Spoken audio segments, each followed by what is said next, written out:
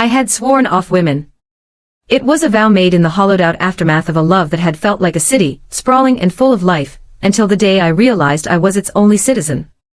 Julia had packed her bags, her laughter, and her scent of expensive perfume, leaving behind nothing but a profound, echoing silence and a collection of ceramic mugs I couldn't bring myself to throw away. My apartment, a small sanctuary lined with the spines of old books, became a fortress against the possibility of another such devastation. I curated my solitude with the same meticulous care I used to restore 17th-century bindings. My world was quiet, ordered, and safe. I was the lone archivist of my own heart, and the doors to the collection were permanently closed. The air inside always smelled of leather, aging paper, and the faint, sweet scent of decay that clings to things long forgotten by the world. Sunlight, when it dared to intrude, was filtered through dusty panes of glass, landing in soft, golden rectangles on the worn floorboards. It was a life lived in sepia tones, and I had convinced myself it was enough. I had my work, the silent companionship of long-dead authors, and the rhythmic, predictable beat of my own, solitary existence. I wasn't looking for anyone. I wasn't looking for another woman to dismantle the careful structures I had built around my life. I wasn't looking for anything at all beyond the next page, the next stitch in a broken spine, the next quiet evening alone. Then Sarah called. Her voice was a frantic buzz in the monastic quiet of my afternoon, a frantic bird beating against the stained glass of my cathedral of one. Elara, I'm so sorry to do this, I know I know. But I'm in an impossible situation. I leaned back in my chair, the leather groaning in protest. Define impossible. My sister, Calla. You've never met her. She had to leave her place. Abruptly. It was a bad scene with her business partner, and she's got nowhere to go. My landlord is a demon about overnight guests, let alone someone staying for a few weeks. I wouldn't ask, Elara, I swear, but you're the only person I know with a spare room and a soul. The spare room was my bindery, my workspace. It was filled with presses, stacks of marbled paper, and the precise tools of my trade. It was not for a person. It was for my work, the one thing that had never betrayed me. Sarah, I don't. Please, she cut in, her voice cracking with a desperation I couldn't ignore. It was Sarah who had sat with me on the floor of this very apartment for 3 straight days after Julia left, plying me with tea and terrible movies until I could form complete sentences again. I owed her. I owed her more than a spare room. She's quiet. She's clean. She works with plants, for God's sake. She's basically a ficus with legs. She just needs a soft place to land for a bit until she can get on her feet. 3 weeks, maybe 4. Tops. A ficus with legs. The image was so absurd it almost made me smile. Against every screaming instinct, against the vow I had etched into my own bones, I heard myself sigh. It was the sound of a lock rusting open. Fine, Sarah. Fine. But she can't touch my work. She won't. Thank you.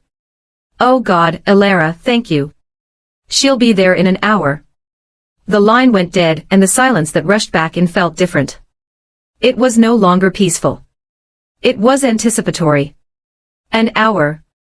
I had 1 hour before my fortress was breached. I looked around at my quiet, ordered world, the dust motes dancing in the fading light, and felt a tremor of something I hadn't felt in a year. It wasn't excitement. It was pure, unadulterated dread. A stranger was coming. A woman. And I had a terrible, sinking feeling that my walls were not nearly as strong as I believed them to be. Calla arrived not with a bang, but with the soft click of the front door closing behind her. She stood in the entryway, a single duffel bag at her feet, and surveyed my apartment with a quiet intensity that made me feel like one of my books being assessed for damage. She was taller than I'd expected, with broad shoulders and a lean, rangy build that spoke of physical work. Her dark hair was pulled back in a messy bun, and her face, free of makeup, was all clean lines and startlingly green eyes. She didn't look like a ficus. She looked like the forest it grew in. You must be Elara, she said. Her voice was lower than I anticipated, a calm, melodic contralto that seemed to vibrate in the air between us. It was the sound of earth settling. And you must be Calla. I kept my own voice flat, my arms crossed over my chest in a posture I hoped read as unwelcoming rather than terrified. Sarah told you the rules. A small smile touched her lips, but it didn't quite reach her eyes. Those eyes held a weariness that I recognized. No touching the dead trees. I got it. The dry wit caught me off guard. I had prepared for a moping, emotional mess, someone who would require constant maintenance. This quiet, self-contained woman was something else entirely. They're not dead, I said, the defense automatic. They're preserved. Right, she nodded slowly, her gaze sweeping over the towering shelves. Preserved, she didn't say it mockingly, but with a kind of thoughtful curiosity that was somehow more unnerving. She saw my life's work, my passion, my hiding place, and summed it up with a single, neutral word. I showed her to the spare room, which I had hastily cleared, moving my smaller press and stacks of paper against one wall. I'd set up a small air mattress in the corner. It looked temporary and pathetic. It's not much, I mumbled.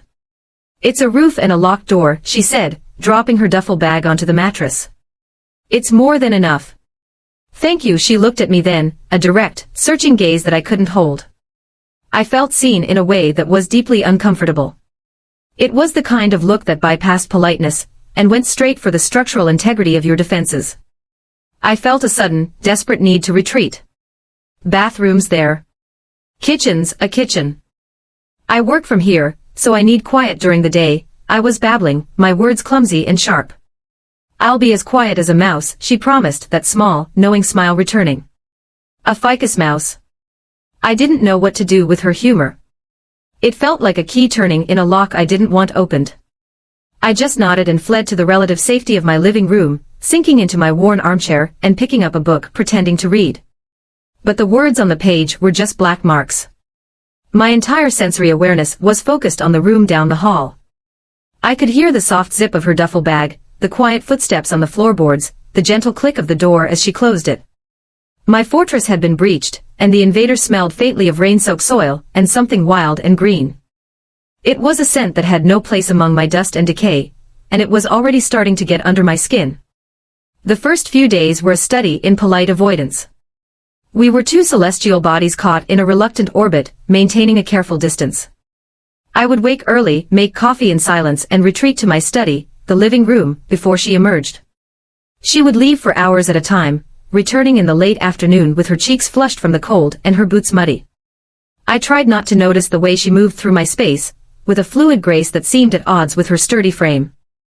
I tried to ignore the subtle changes, the way she wiped down the counter every single time she used it, the mug she washed and dried and placed precisely back on the hook, the fact that my perpetually dying succulent on the windowsill had suddenly perked up, its leaves a vibrant, healthy green. One evening, I was hunched over a particularly fragile 18th century atlas, my brow furrowed in concentration, when she spoke from the doorway. You hold your breath when you do that. I jumped, startled. I hadn't even heard her approach. I let out the air I hadn't realized I was holding. I do not. She leaned against the doorframe, a mug cradled in her hands. The steam curled around her face, softening its edges. You do. Your shoulders go up to your ears and you don't breathe. You look like you're trying to defuse a bomb. It's delicate work, I said stiffly, turning back to the map of a world that no longer existed. I get it, she took a sip from her mug. When I'm drafting a planting plan, I get so focused I forget to eat. Sarah calls it my photosynthesis mode. I risked a glance at her. She was wearing a soft, worn gray sweater that made her shoulders look even broader. Her eyes were fixed on my hands on the delicate way I was reinforcing a crease in the ancient paper. There was no judgment in her gaze, only a quiet, professional respect. It was disarming. This was supposed to be a friction-filled, awkward cohabitation. I was supposed to resent her presence.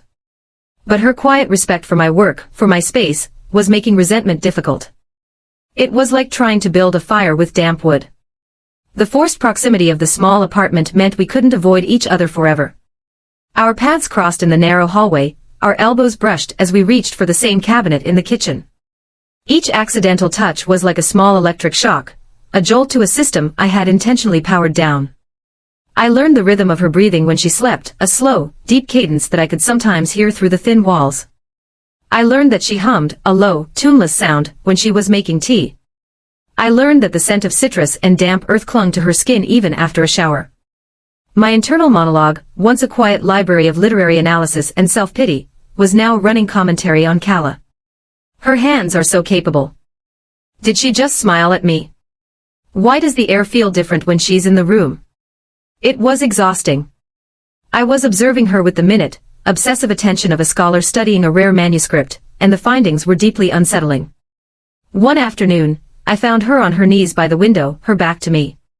She was carefully repotting my sad little succulent. Her hands, which I'd noticed were often smudged with dirt, moved with an expert tenderness, loosening the roots, settling the plant into a slightly larger terracotta pot she must have bought. "What are you doing?" I asked, my voice sharper than I intended. She didn't look up. Giving it room to breathe. It was root-bound.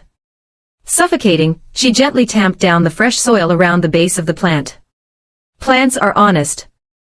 They tell you exactly what they need, you just have to know how to listen. She finally turned to look at me, her green eyes clear and direct. It just needed a little attention. A chance to spread out. The words landed somewhere deep inside me, in a place that felt dusty and constricted. Root-bound. Suffocating. It was an uncomfortably accurate diagnosis. I felt a flush of anger, at her for seeing it, at myself for letting it be seen. "I didn't ask you to fix my plant." Kala stood up, wiping her hands on her jeans. She didn't flinch from my anger. She just met it with that unnerving calm. "I know," she said softly. "But it was dying. And I don't like to watch things die if I can help them." The accusation hung in the air between us. You were watching it die. I had been watching myself die, in a way, content to let the vital parts of me wither from neglect in the name of safety. I had no response. I just stood there, my carefully constructed defenses crumbling like dry soil, as she picked up the newly potted plant and placed it back in the sun. The storm hit on a Tuesday night. It arrived with a sudden, violent gust of wind that rattled the old windows in their frames, followed by a crack of thunder so loud it shook the floorboards. Then the lights flickered once, twice, and died, plunging the apartment into a thick, disorienting darkness. My first instinct was a jolt of panic. Not of the storm, but of the intimacy the darkness created. There was nowhere to hide. "You okay?" Kala's voice came from the direction of the kitchen, calm and steady amidst the tempest. "Fine," I managed, my voice tight. I could hear her moving, the soft shuffle of her feet. A moment later, a small, wavering light appeared. She had found the emergency candles I kept in a drawer and forgotten about. She placed one on the coffee table, its small flame casting long, dancing shadows that made the room feel both larger and smaller at the same time. She sat on the floor, cross-legged, her back against the sofa. I remained in my armchair, a rigid silhouette in the flickering light. The rain lashed against the windows, a relentless drumming that filled the silence. "I hate storms," I said, the confession slipping out before I could stop it. "Really?" She sounded surprised. "I love them. Everything feels so clean afterwards. Like the world gets a fresh start." I thought of Julia. Our biggest fights had always happened during storms, her voice rising to compete with the thunder, the accusations like lightning strikes. The aftermath had never felt clean. It had felt like a battlefield. "They're just chaotic," I said, wrapping my arms around myself. "Unpredictable." Kala was quiet for a long moment, her face illuminated by the candle. The light caught the sharp line of her jaw, the soft curve of her mouth. "Sometimes a little chaos is necessary," she said softly. "To shake things up. To knock down things that need to come down." We sat in silence again, but it was different this time. It wasn't the strained, awkward silence of our first few days. It was a shared, contemplative quiet, underscored by the fury of the storm outside. The apartment, my fortress, felt like a ship tossed on a wild sea, and we were its only two passengers. "Why did you really have to leave your old place?" I asked, the question surprising me as much as it probably surprised her. She didn't answer right away. She picked at a loose thread on the knee of her jeans. "My business partner," she began, her voice low. We built the landscaping company from the ground up. But he started to see it as his.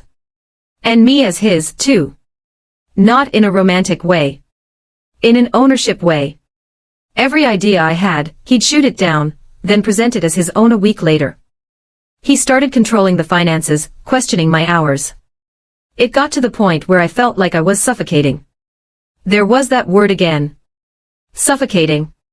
She looked up, her green eyes finding mine in the gloom. I was letting him prune me back, bit by bit, until there was barely anything left. So I left. With one duffel bag and what was in my bank account. It wasn't much. But it was mine.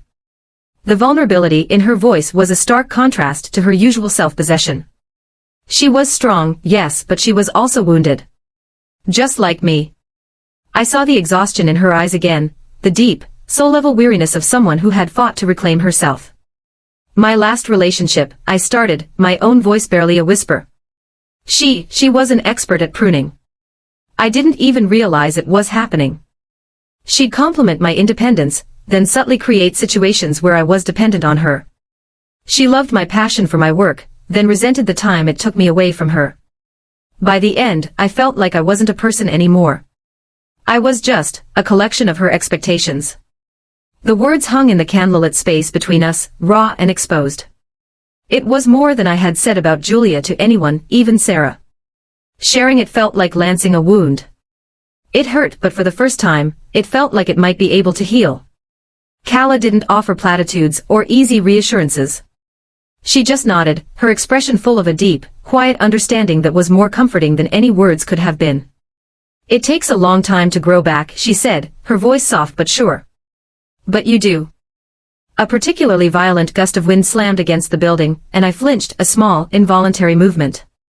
Without a word, Kala uncurled from her spot on the floor and sat on the edge of the sofa, a few feet away from my armchair. She didn't touch me.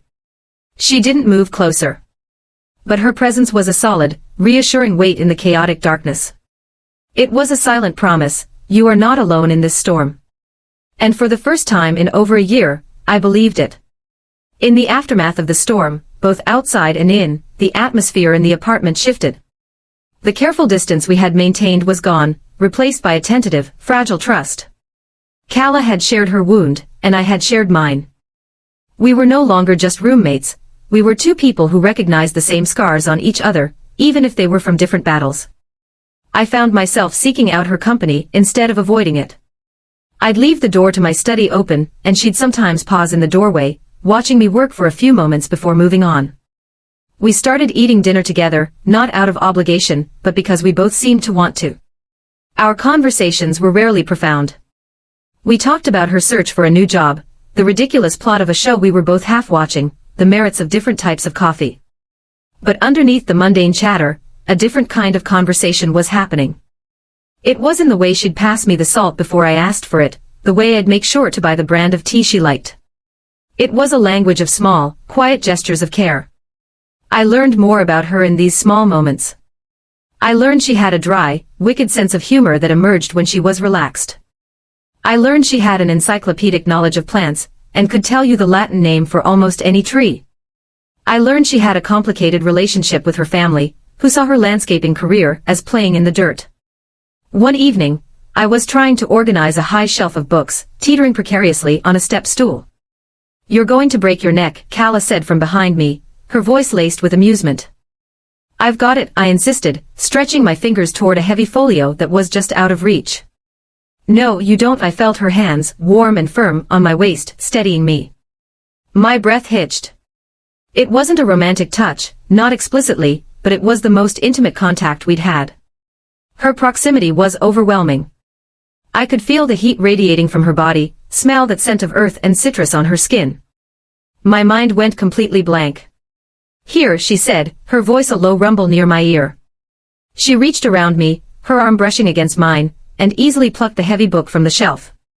Her body was a solid wall behind me, and for a dizzying second, I wanted to lean back, to rest my head against her shoulder and just stay there. She stepped back, breaking the contact, and the spell was broken. She handed the book to me, her fingers brushing mine. The spark was back, stronger this time. Our eyes met, and in that moment, I saw it. A flicker of something in her gaze, a heat, a question, that mirrored the chaos in my own chest. It was a silent acknowledgement. "I feel it, too." Neither of us said anything. The air was thick with unspoken words, with the sudden, terrifying realization that the ground beneath our feet had fundamentally shifted. She gave me a small, unreadable smile and then turned and walked into the kitchen, leaving me standing by the bookshelf, my heart hammering against my ribs, the weight of the book in my hands nothing compared to the weight of that look. The recognition of the attraction was like a bell being struck, a note that now resonated through every interaction. The apartment, once my solitary fortress, now felt charged, every corner humming with a new and terrifying energy. I was hyper-aware of her, of the way her hair curled at the nape of her neck, of the specific green of her eyes when she laughed, of the sound of her footsteps in the hall. My internal monologue was a frantic, looping reel of her name, her face, her presence. Calla. Calla. Calla. I tried to fight it. I tried to retreat back into the safety of my work, to lose myself in the lives of others pressed into paper and ink. But even there, I found her. I'd be reading a line of poetry about a storm and think of her. I'd see an illustration of a garden and imagine her in it, her hands in the dirt. She was infiltrating my sanctuary, and I was powerless to stop her. I was terrified. The memory of Julia was a phantom limb, an ache that flared up with every spark of hope. Julia had been charming, too. She had looked at me with that same intensity. She had made me feel seen, right before she made me feel invisible. How could I trust this? How could I trust myself not to make the same mistake, to fall for a woman who would only dismantle me again? My vow to stay away from women wasn't just about avoiding heartbreak, it was about self-preservation. I had barely survived the last demolition. I wasn't sure there was enough of me left to rebuild if it happened again. One afternoon, my sister Megan called. Her voice was bright and brittle, full of the cheerful, condescending concern she reserved just for me. "So how's the hermit life treating you?" she asked. "Still communing with your dead author friends?" "I'm fine, Megan," I said, my grip tightening on the phone. "I just worry about you, Elara. It's been over a year since Julia. Don't you think it's time you put yourself out there again? Maybe find a nice, stable, guy." The suggestion was a casual dismissal of my entire identity, a familiar sting I had learned to ignore. But this time, it felt different. It felt like a betrayal of the fragile, tentative thing that was growing between me and Calla. "I'm not looking for a guy, Megan," I said, my voice colder than I intended. "Oh, honey, I know. But look where that's gotten you. Alone in that dusty apartment. Maybe you should just take a break from all that. For your own good." I hung up the phone, my hand shaking. Her words, meant to be helpful, were like acid, eating away at my resolve. Look where that's gotten you. Alone. The fear that she was right, that my attraction to women was a pathologically self-destructive trait, coiled in my stomach. Maybe I was broken. Maybe I was destined to be alone, and this thing with Calla was just another beautiful, dangerous mirage. I felt a desperate need to run, to hide. I walked out of my study, my head down, intending to lock myself in my bedroom, and not come out until the feeling passed. My path was a straight line to the only place I still felt safe. But she was there. Calla was standing in the narrow hallway, as if she were waiting for me. She must have overheard the phone call. Her expression was unreadable, her green eyes dark and serious. "Elara," she said, her voice quiet but firm. I tried to sidestep her. "I'm tired. I'm just going to lie down." My voice was thin, fragile. I couldn't look at her. If I looked at her, I would shatter. She didn't move. She stepped forward, blocking my path completely. The hallway was so narrow that her presence was absolute. I was trapped between the wall and the warm, solid reality of her. I could feel the heat coming off her skin, smell the scent of soap and fresh air. "Don't," she whispered. "Don't what?" I asked, my eyes fixed on the worn floorboards. She took another small step, closing the remaining space between us. She lifted a hand, and for a terrifying second, I thought she was going to touch my face. Instead, she gently placed her palm flat against the wall beside my head, her arm a cage. It wasn't threatening. It was an anchor. It was a statement. I am here. I am not moving. My heart was a frantic bird against my ribs. I could feel my carefully constructed walls cracking, groaning under the pressure of her proximity, her intensity. "Stop running," she whispered, her voice a low, rough velvet that vibrated through me. I finally forced myself to look up at her. Her eyes were blazing, full of a fierce, unwavering certainty that stole the air from my lungs. There was no doubt in them. No hesitation. Only a profound, terrifying, beautiful truth. You're already mine. The words were not a claim of ownership. They were a statement of fact. A recognition of the invisible, undeniable thing that had been growing between us since the moment she walked through my door. It was the truth I had been desperately running from, the truth my sister's words had almost convinced me to abandon. Mine to see. Mine to understand. Mine to care for. And just like that, the fight went out of me. The fear, the doubt, the ghosts of the past, they didn't vanish, but their power was broken. In the face of her certainty, my uncertainty had nothing left to cling to. The dam of a year's worth of loneliness and grief and repressed longing finally broke. A sob escaped my lips, a ragged, ugly sound. And then I was crying, my body shaking with the force of it. Kala's expression softened instantly. The fierceness in her eyes was replaced by an aching tenderness. She moved her hand from the wall and cupped my face, her thumb gently stroking away a tear. Her touch was everything I had been terrified of, and everything I had secretly craved. It was grounding. It was real. It's okay, she murmured, her other arm coming around my waist, pulling me against her. I collapsed into her, burying my face in the curve of her neck, my hands clutching the soft fabric of her sweater. She held me, strong and steady, her body absorbing my shudders, her hands stroking my hair. She just held me, in the middle of the narrow hallway, while I cried for everything I had lost and everything I was terrified to find. When the tears finally subsided, I was left feeling raw and empty, but also strangely light. I pulled back just enough to look at her. Her face was inches from mine. Her scent was all around me. "I'm so scared," I whispered. "I know," she said, her voice thick with emotion. "Me too." And then she closed the small distance between us. Her lips were soft, hesitant at first, a question. I answered by leaning into her, my hand coming up to tangle in the hair at the nape of her neck. The kiss deepened, becoming a desperate, searching thing. It was a kiss full of all the unspoken words, all the stolen glances, all the pent-up tension of the past few weeks. It was the chaos of the storm and the quiet of the aftermath all at once. It wasn't the solution to all my problems, but it was an answer. It was a beginning. It was the sound of a door I thought was locked forever swinging open on well-oiled hinges, revealing a path I was finally brave enough to take. We woke to the pale, gray light of dawn filtering through my bedroom window. I was tangled in my own sheets, my body curled around Kala's. Her arm was slung possessively over my waist, her breathing a slow, steady rhythm against my back. For a long moment, I just lay there, listening, feeling the solid weight of her beside me. The silence in the apartment was different. It was no longer the hollow silence of solitude, but the peaceful, breathing silence of shared space. I carefully shifted, turning to face her. She was still asleep, her face relaxed and free of the weariness I'd first seen in her eyes. One of her hands was resting near my pillow, palm up. I looked at it, at the short, clean nails, the faint tracery of calluses across her palm and fingers. The hands of a person who built things, who nurtured life from the soil. I gently rested my own fingers against hers. Her skin was warm. Real. Her eyes fluttered open, green and clouded with sleep. A slow, gentle smile spread across her face as she saw me. "Hey," she murmured, her voice thick and gravelly. "Hey," I whispered back. She tightened her arm around me, pulling me closer until our foreheads were touching. "You're still here." "You're still here," I countered softly. We lay like that for a long time, just breathing each other in.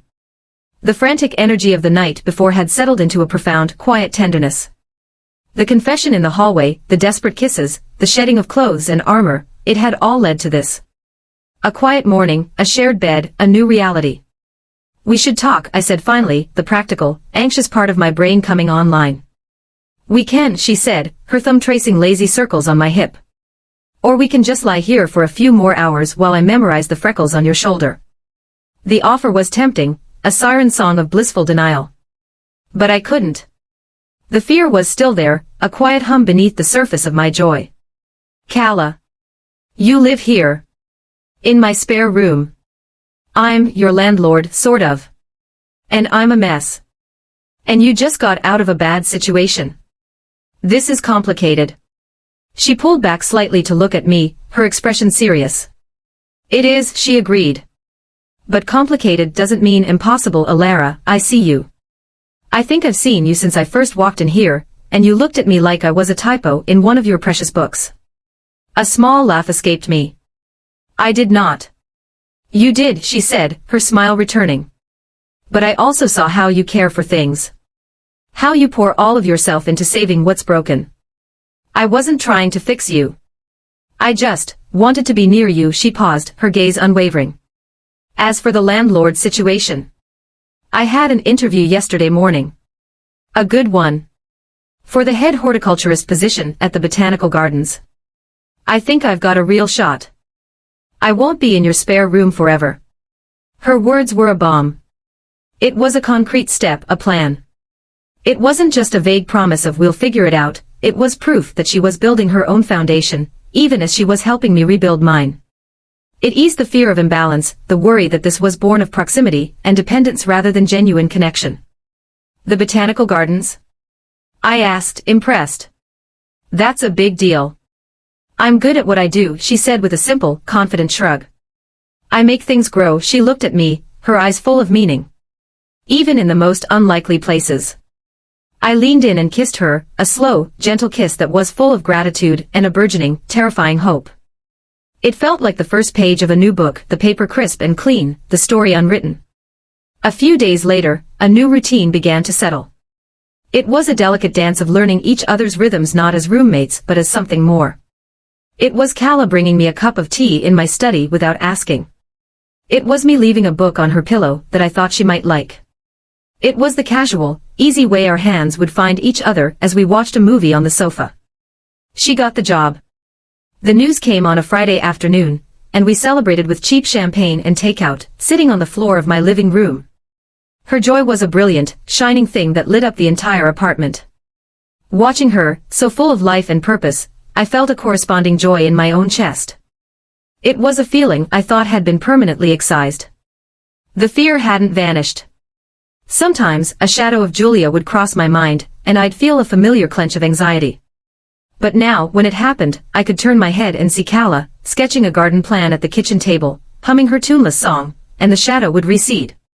Her steady presence was an anchor in the storm-tossed waters of my past. She wasn't a cure, but she was a powerful, healing light. One evening, I found her by the window, looking at the succulent she had repotted. It was thriving, a new, bright green shoot reaching for the sun. See, she said, without turning around. I told you. It just needed a little attention.